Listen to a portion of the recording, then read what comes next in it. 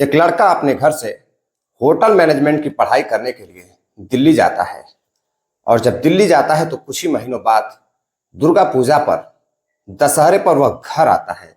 और जैसे ही घर आता है उसका अगले दिन गोली मारकर हत्या कर दी जाती है। और जब उसकी हत्या की वजह सामने आती है, जो हकीकत सामने आती है, वाकई में वह बेहद हैरान कर देने वाली रहती है। नमस्कार, प्रणाम, मैं विशु राय। आप देख रहे हैं विशु वारदात तक। आते हैं आज की कहानी पर। उससे पहले मैं आप सभी से अपील करूंगा कि आप लोग जितने भी साथी चैनल पर नए आए हैं, चैनल को सब्सक्राइब करें, वीडियो को लाइक करें, वीडियो अच्छी लगी तो अपने दोस्तों रिश्तेदारों में शेयर भी करें। दरअसल आज जिस घटना की मैं बात कर रहा हूं, यह घटना बिहार के बांका की है। बिहार के बांका में करीब शाम को एक जगह पड़ती है बांका में, बांका कटोरिया मार्ग। बांका कटोरिया मार्ग के समीप एक लड़का जिसकी उम्र 23 साल रहती है, जिसका नाम सुमन चौधरी रहता है। सुमन चौधरी अपनी प्रेमिका से उस मार्ग के समीप अपने प्रेमिका से बात कर रहा होता है। दोनों एक दूसरे के साथ काफी खुश नजर आ रहे थे। तभी एक व्यक्ति स्कूटी से आता है और अपने कमर से पिस्टल निकालता है और उस लड़के के सीने पर 3 से 4 गोलियां दाग देता है। अब मौके पर लड़के की मृत्यु हो जाती है, यानी कि सुमन चौधरी की मौत हो जाती है। और जो लड़की रहती है, उसको जो अपराधी रहता है, जिस व्यक्ति ने गोली मारी थी, वह उस लड़की को जबरदस्ती अपने स्कूटी पर बैठने के लिए कहता है। और जैसे ही लड़की स्कूटी पर बैठती है, वह उसको लेकर वहां से भाग जाता है।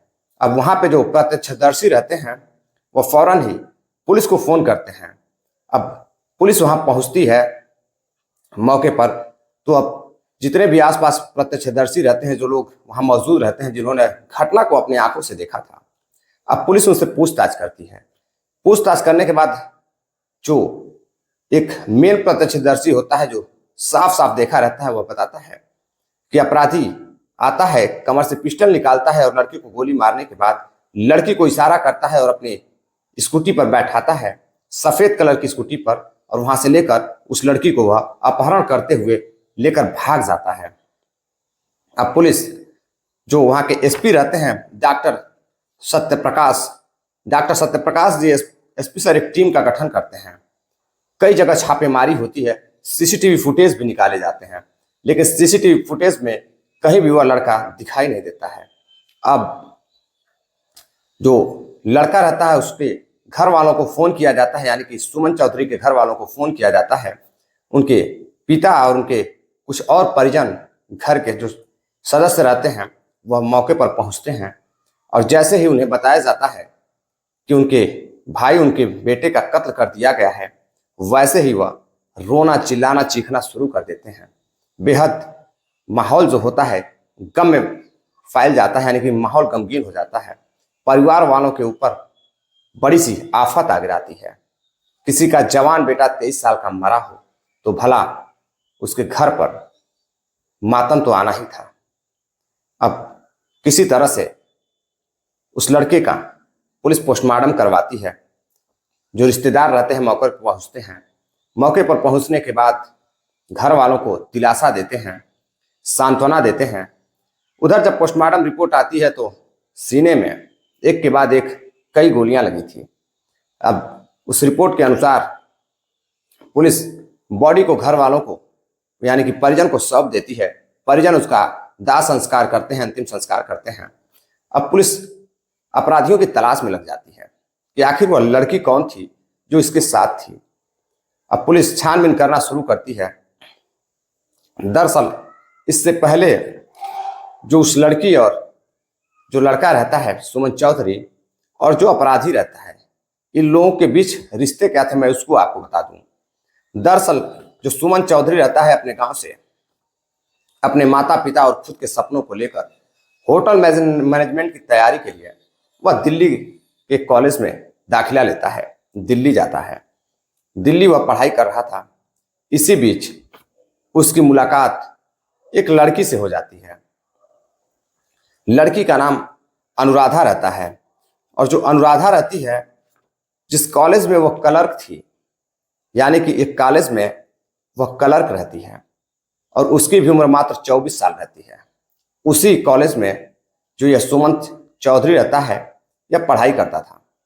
इसी बीच दोनों के बीच काफी अच्छी दोस्ती हो जाती है और दोस्ती इस कदर आगे बढ़ती है कि दोनों के बीच फोन पर आए दिन बातचीत, फेसबुक व्हाट्सएप पर चैट होने लगते हैं। अब दोनों एक दूसरे के धीरे धीरे मोहब्बत में गिरने लगते हैं। दोनों एक दूसरे से बेहद प्यार करने लगते हैं। कई महीनों तक उनका प्यार चलता है। सुमन को जब भी मौका मिलता था, अनुराधा को अपने साथ लेकर वह कई शहरों में घूमने के लिए जाता था। बिहार के कभी पटना लेकर जाता था, कभी गांधी मैदान लेकर जाता था। हर एक शहर, शायद ही बिहार का कोई फेमस ऐसी जगह रही हो जहां सुमन अपनी अनुराधा यानी कि अपनी प्रेमिका अनुराधा को लेकर घूमने के लिए जाता रहा हो। अब दोनों एक दूसरे से शादी करने के लिए तैयार हो जाते हैं। इसी बीच जो सुमन रहता है, सुमन दिल्ली पढ़ाई के लिए चला जाता है। अब सुमन जब दिल्ली पढ़ाई के लिए चला जाता है, उसके बाद जो उसकी जो प्रेमिका रहती है, इस बीच उसकी मुलाकात एक और लड़के से होती है। जो लड़का बेहद अमीर रहता है। वो अक्सर कर अब अनुराधा के करीब आने लगता है। अनुराधा जगतपुर में रहती थी। जगतपुर में उस लड़के से अक्सर उसका मिलना जुलना होता था। अब धीरे धीरे उसकी जो बात थी सुमन से कम होने लगी थी। अब वह अक्सर जो लड़का रहता है, जो अमीर लड़का रहता है, उसके प्रेम चंगुल में फंस जाती है। यूं कहे कि अपने प्रेम जाल में उस लड़के को फंसा लेती है। अच्छा खासा उससे पैसे भी लेती थी और उसके साथ वो घूमने भी जाया करती थी। कुछ दिन जब मामला चलता है, फिर एक लड़का, जब अमीर लड़का, काफी अच्छे घराने का लड़का जब उसे मिलता है, तो वह उस लड़के को भी छोड़ देती है। फिर उस लड़के के साथ भी वह संबंध बनाने लगती है। हमेशा इधर उधर घूमने जाने लगती है। कुछ दिनों तक उसका रिश्ता चलता है। फिर एक लड़का रहता है नीलेश। दरअसल जो नीलेश रहता है, वह एक जगह पड़ती है मुंगेर में, मुंगेर जिले में बासुदेवपुर। बासुदेवपुर थाना के अंतर्गत एक कॉलोनी आती है, आनंद विहार कॉलोनी। उसी आनंद विहार कॉलोनी का नीलेश रहने वाला होता है। और नीलेश के जो पिताजी रहते हैं, उनके एक दोस्त रहते हैं शंभूगंज में। शंभूगंज में एक गांव पड़ता है रामचुआ गांव। रामचुआ गांव वो अपने दोस्त के घर अक्सर जाया करते थे। इसी बीच जो नीलेश था, वह भी अपने पिता के साथ उस गांव में अपने बाइक पर बैठाकर पिता को लेकर अक्सर जाया करता था। इसी बीच उसकी दोस्ती एक लड़के से हो जाती है। जो उनके दोस्त रहते हैं, उनके लड़के से नीलेश की दोस्ती हो जाती है। अब दोस्ती इतनी अच्छी चलने लगती है कि नीलेश अक्सर कर जो उनके दोस्त का लड़का रहता है, यानी कि नीलेश के पिता के जो दोस्त रहते हैं, उनका एक बेटा प्रतियोगी परीक्षा का तैयारी कर रहा था जगतपुर से। अब वह जगतपुर उसी अपने पिता के दोस्त के लड़के के पास जाने लगता है घूमने के लिए। जब वह घूमने के लिए जाता है, तो अब उसकी मुलाकात वहीं पर अनुराधा, जो क्लर्क रहती है लड़की, उससे हो जाती है। जब अनुराधा से उसकी मुलाकात होती है, तो अब वह अनुराधा इतनी खूबसूरत रहती है कि वह अनुराधा को बेहद पसंद करने लगता है। अब धीरे धीरे अपने दोस्त से मिलकर उसका नंबर वह पता करता है। जैसे ही नंबर पता चलता है, अब दोनों में बातचीत होने लगती है। अब बात इस कदर आगे बढ़ने लगती है कि दोनों में दोस्ती हो जाती है। तभी कुछ दिनों बाद जो प्रतियोगिता की तैयारी जो लड़का कर रहा था, जो सरकारी जॉब की तैयारी कर रहा था लड़का, वो अपने घर चला जाता है। उसकी कहीं पर नौकरी लग जाती है। अब जो नीलेश रहता है, वह अक्सर कर अब अनुराधा को लेकर होटलों में जाया करता था। अब होटलों में जाने के बाद उसके साथ वह रातें गुजारता था, समय व्यतीत करता था। उसको हर उस जगह जहां पर दोनों को अच्छा लगता था घूमने के लिए लेकर जाया करता था। अब धीरे धीरे प्यार इतना गहरा होता चला गया, दोनों इस कदर एक दूसरे के प्यार में डूबते चले गए, नीलेश और अनुराधा, की दोनों अब एक दूसरे के घर भी आने जाने लगते हैं। अब दोनों एक दूसरे के घर भी आने जाने लगते हैं, एक दूसरे से बातें भी करते थे। दोनों के परिजनों को भी पता चल चुका था कि यह एक अच्छे दोस्त हैं, लेकिन दोनों एक दूसरे से बेहद मोहब्बत करते हैं, यह परिजन को अभी पता नहीं था। अब मोहब्बत इस कदर परवान चढ़ जाती है कि दोनों एक दूसरे से शादी करने के लिए तैयार हो जाते हैं। इसी बीच जो नीलेश होता है, एक दिन अपनी प्रेमिका को लेकर होटल जाता है।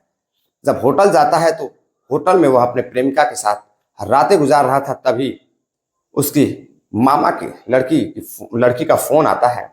वह बताती है कि मेरी शादी में, दरअसल उसकी शादी फिक्स रहती है। अब उसकी शादी में उसको एक मेकअप आर्टिस्ट जो होता है, जो लड़कियों का लेडीज मेकअप वगैरह करती हैं, वह उनकी जरूरत है। अब वह क्या करता है कि अनुराधा से पूछता है, तो अनुराधा कहती है कि मैं खुद एक मेकअप आर्टिस्ट हूँ।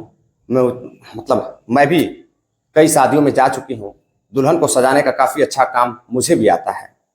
अब वह खुश होता है और उसको लेकर शादी के एक दिन पहले अपनी मामा के घर चला जाता है। जब अपने मामा के घर चला जाता है तो वहां पर जो उनकी ममेरी बहन होती है, उसको पता चलता है कि दोनों एक दूसरे के साथ बेहद मोहब्बत करते हैं। वह कहती है कि जो लड़का रहता है नीलेश, उससे बात करता है कि हम दोनों शादी करना चाहते हैं। वह लड़की भी खुश होती है, कहती है कि काफी अच्छी जोड़ी है, दोनों की जोड़ी काफी जमेगी। मैं अपनी शादी के बाद मैं तुम्हारे घर वालों से बात करूंगी और शादी करवा दूंगी। अब दोनों खुश होते हैं। इसी बीच शादी बीत जाती है। दोनों एक दूसरे के साथ घर से बाहर जाते हैं और फिर उसी जगतपुर के होटल में ठहरते हैं। दोनों एक दूसरे के साथ संबंधों में लीन रहते हैं। रात का समय रहता है। तभी जो सुमन रहता है बार बार अनुराधा पर फोन कर रहा था। अब अनुराधा जैसे ही फोन रिसीव करती है, सुमन शादी की बात करता है। वह कहता है कि मैं तुमसे इतना बेहद प्यार करता हूं, इस हद तक प्यार करता हूं कि मैं तुमसे शादी करना चाहता हूं। तुम मेरे सपनों में रात दिन आया करती हो और तुम फोन रिसीव नहीं करती हो, इसलिए अब मैं तुम्हारे घर आने वाला हूं शादी की बात करने के लिए। अब शादी का वह दबाव बनाने लगता है और जो लड़का नीलेश रहता है वह बार बार उस लड़की से पूछता है, अनुराधा से, कि अक्सर कर तुम्हारे फोन पर यह किस लड़के का फोन आता है। तभी वह अनुराधा जो होती है वह बताती है कि एक लड़का है जो मुझसे बेहद प्यार करता था, वह मेरा पुराना प्रेमी है। जैसे ही तुम मेरे लाइफ में आए मैंने उसको छोड़ दिया।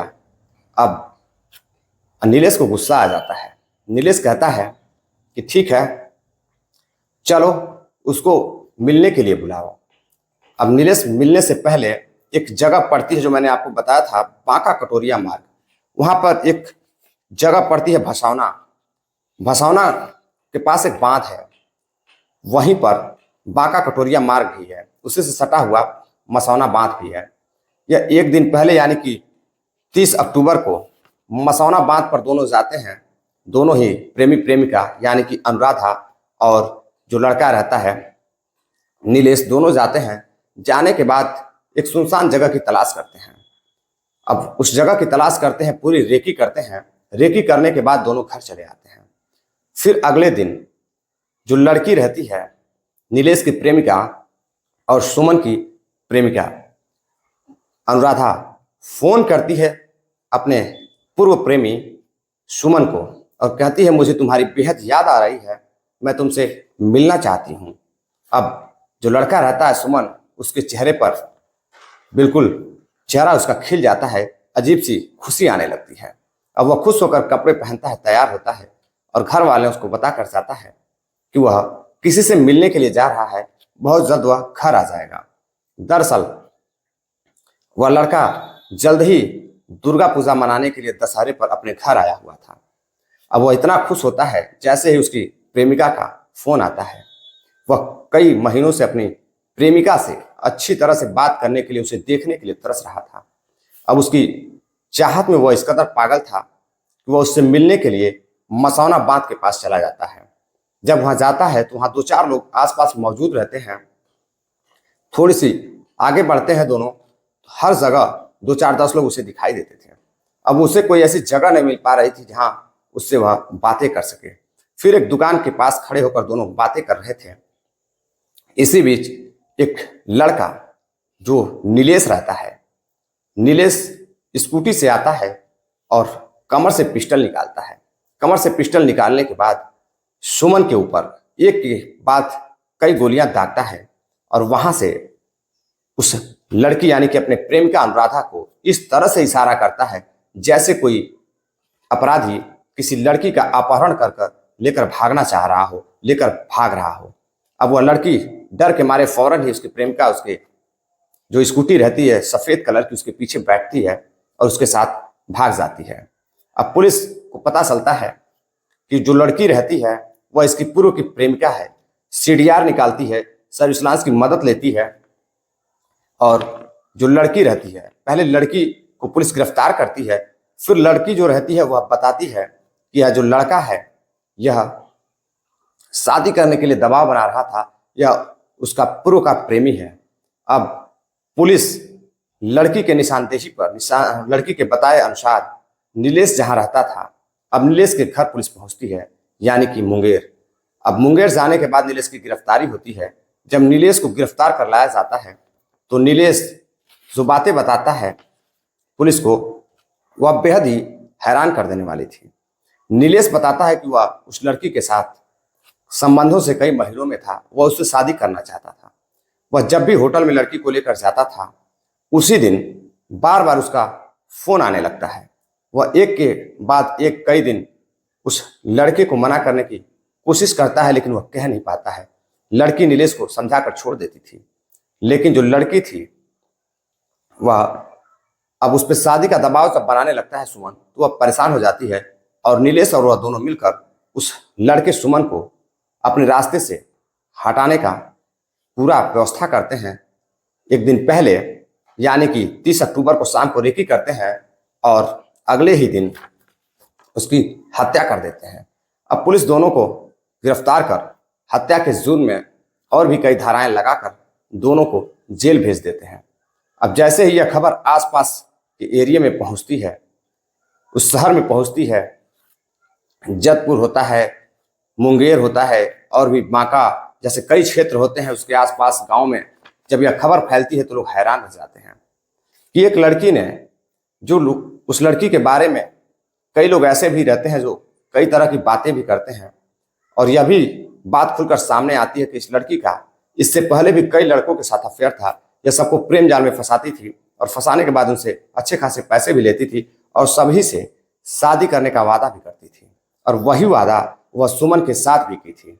और जब सुमन दुर्गा पूजा पर घर आता है तो वह लड़की से शादी करने की बात करता है और तभी लड़की को गुस्सा आ जाता है। दरअसल लड़की अब इस कदर नीलेश के प्यार में पागल हो चुकी थी कि वह अब नीलेश के साथ ही रहना चाहती थी, और दोनों ने मिलकर एक परिवार में, जो परिवार हंसता खेलता परिवार था, उस परिवार को मिनटों में उसके हंसी खुशी को शांत कर दिया। उसके पिता अंतिम संस्कार करने के बाद अब अपने परिवार के साथ घर पर रहते हैं। लड़की और जो नीलेश रहते हैं दोनों को जेल भेज दिया गया है। अब देखना है आगे कोर्ट क्या कार्रवाई करती है, क्या सजा देती है। दरअसल इस कहानी को सुनाने का उद्देश्य आपको जागरूक करना था, सावधान करना था, किसी को हैरान करना या परेशान करना नहीं था।